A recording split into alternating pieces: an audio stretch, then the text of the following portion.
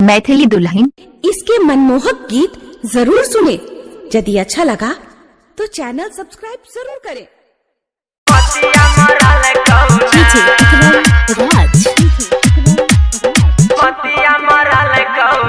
DJ सत्यम मदना बाजार गेले देखे छौरी बरतिया के तोरा मतिया मरल कौना। तो गेले देखे छौरी बरतिया के तोरा मतिया मरल कौना।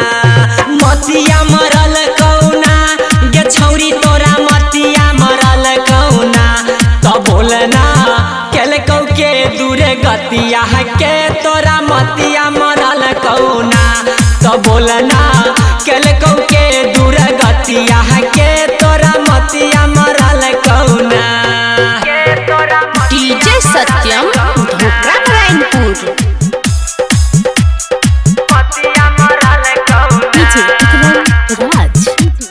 ए DJ Satyam I love you.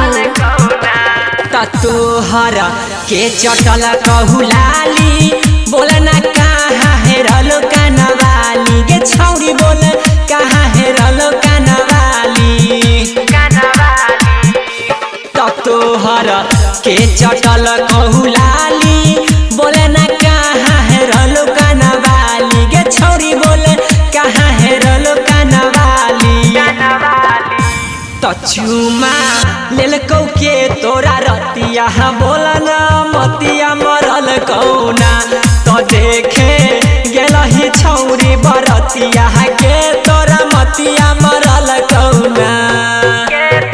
DJ Satyam Dhokra Narayanpur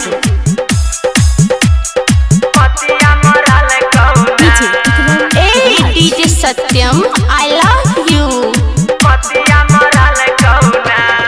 तोहर चढ़ल रहौ जवानी किए छूटलौ गे पानी गे छौरी तोरा छूटलौ गे पानी। तोहर चढ़ल रहौ जवानी किए छूटलौ गे पानी गे छौरी बोल छूटलौ गे पानी। केना उठलौ दुनू छतिया के तोरा मतिया मरल कौना। तो गेले देखे छौरी बरतिया के तोरा मतिया मरल कौना। डीजे सत्यम धोकरा नारायणपुर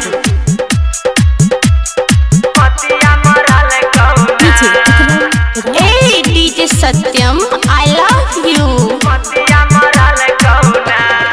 तोरा नितेश दर्दी पटेल कौ छौरी रंजन रंगबाज बोलल कौ गे छौरी रंजन रंगबाज बोलल कौ।